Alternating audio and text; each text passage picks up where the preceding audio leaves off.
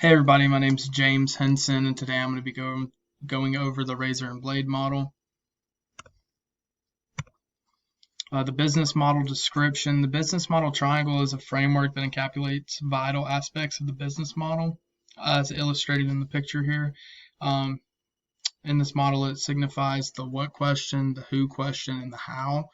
When these elements synergize effectively, they form the foundations for a thriving business, such as why does this business model generate profit? How is the value proposition created? And what do we offer our customers?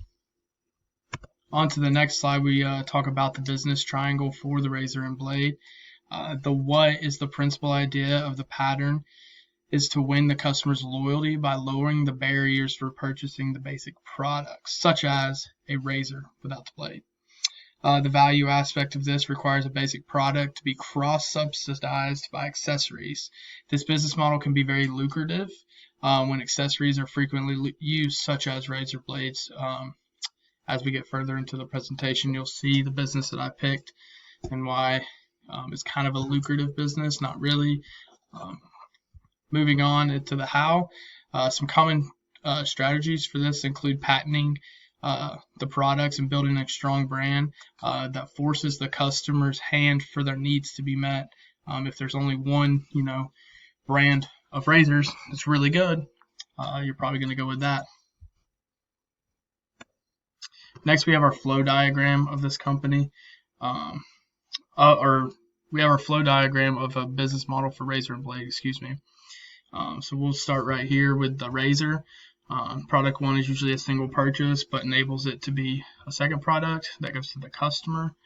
The blade also goes to the customer. The company is getting two different product purchases right here. You got the razor and the blade. A lot of times the razor will be free, cheap, inexpensive, coming with one or two blades.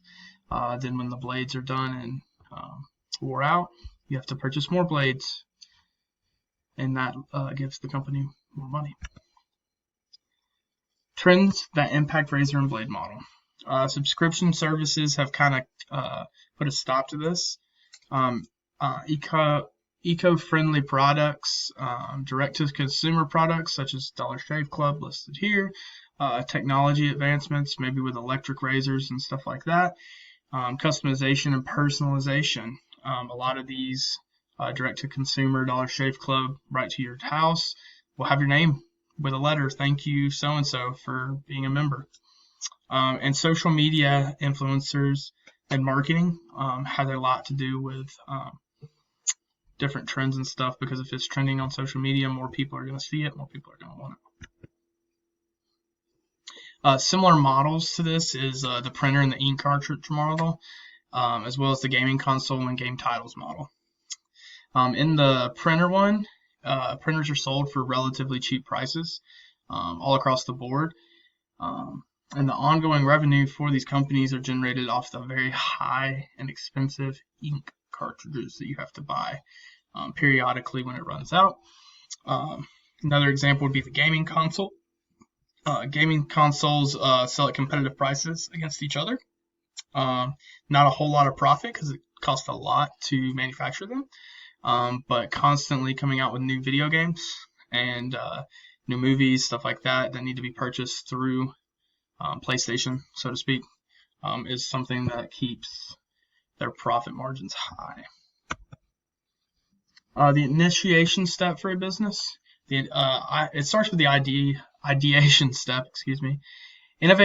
Innovative ideas for the new product enhancements or services are generated, aiming to enhance the value proposition and the attract and retain customers. The integration step focuses on ensuring these ideas are feasible and not too far-fetched, and they do that by aligning them with the organization's resources and capabilities that they have on hand and not what they think they're going to be able to do.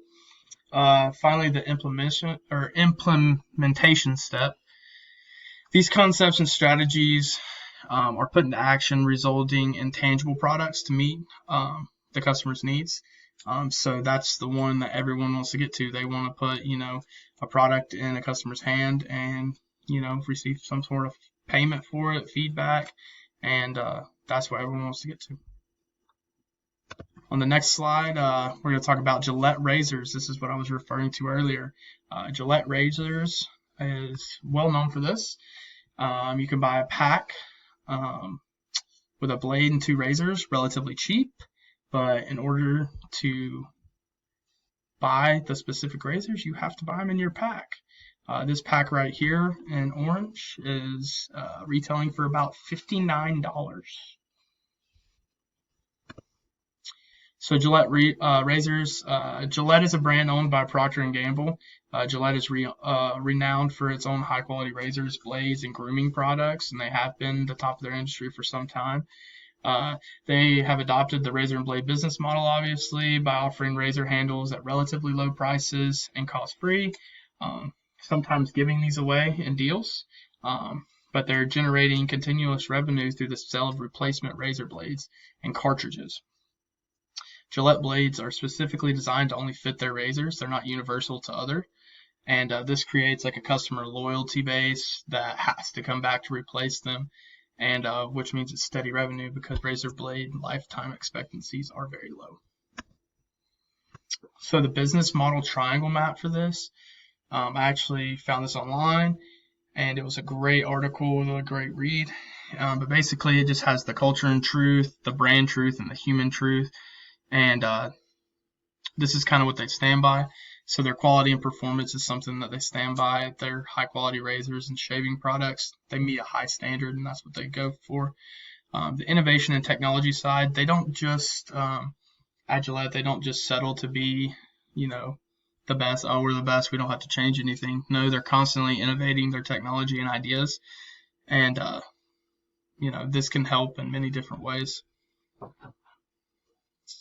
And finally, brand loyalty. It's a little bit, lucrative because their brand loyalty, they kind of force their hand with not having, with having razors that have to fit certain razor heads. And but the brand loyalty has been there because they offer a great product at a reasonable price on the higher end, but reasonable. And obviously, the consumers come back for it. On the next slide, we've got the customized flow chart for the razor and blade business model. Take a look at it right here.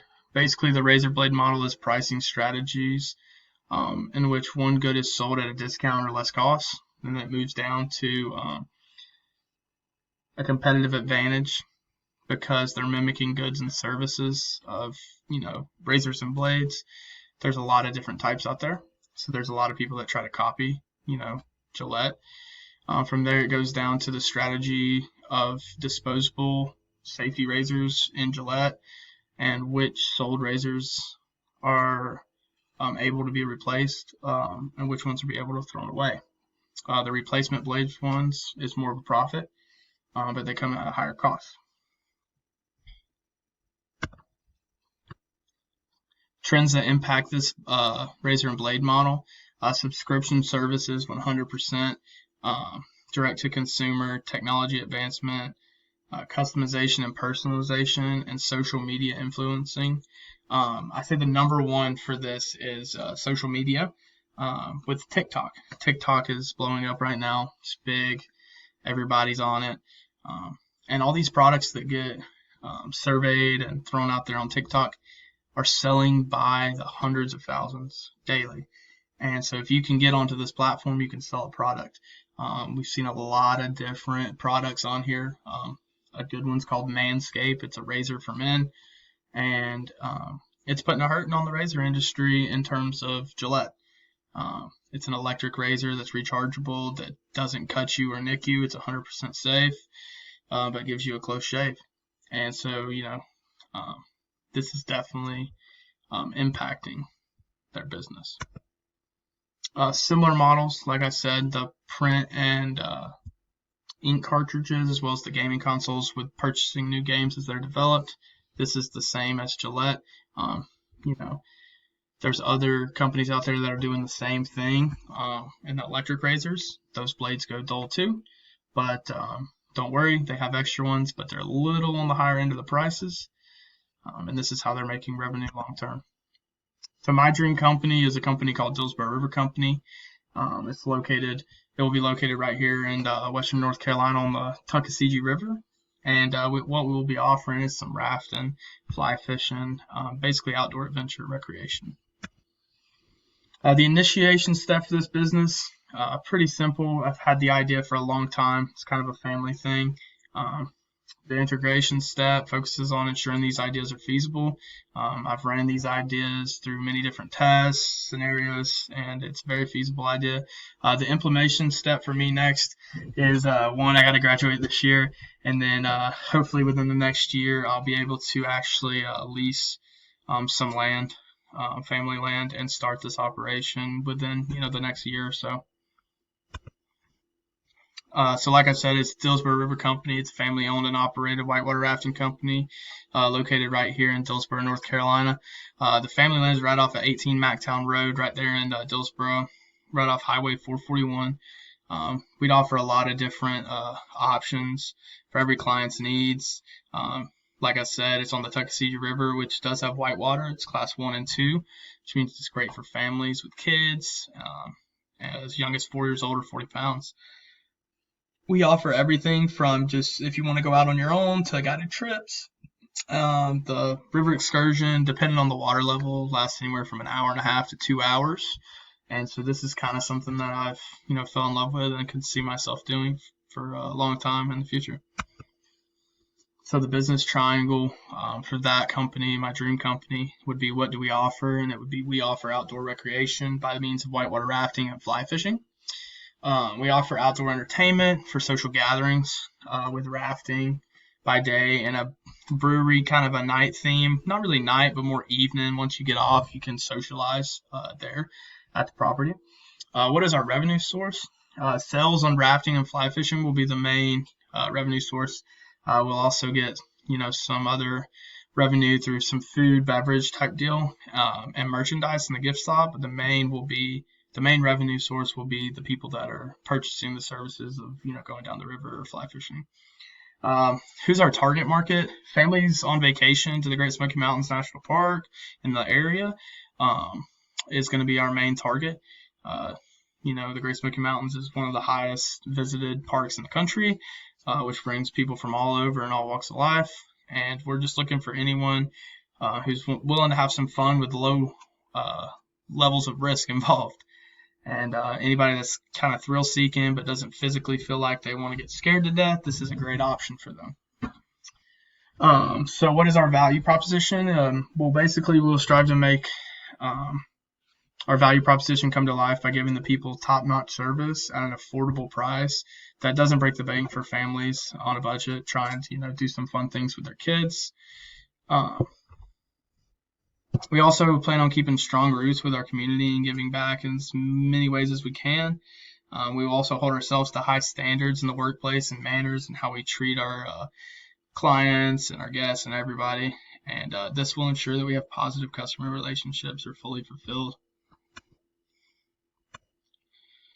Driving trends impact. So for the rafting industry or fly fishing as well, sustained tourism practice, adventure tourism, experimental travels with this as well, digital online booking, health and wellness tourism, and safety and risk management. This will be all driving trends because safety and risk management is everything in this industry. If you get a bad safety rep, if somebody falls out and gets hurt, a lot of people aren't going to trust you. That goes on both sides of fly fishing and rafting.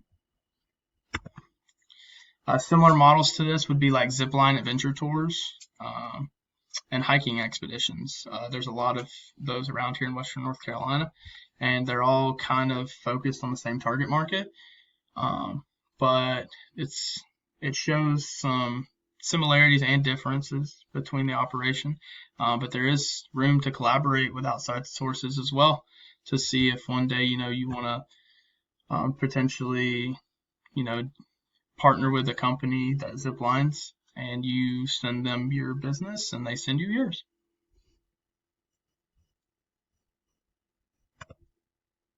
Conclusion, basically sustainable revenue streams are important with these razor and blade models.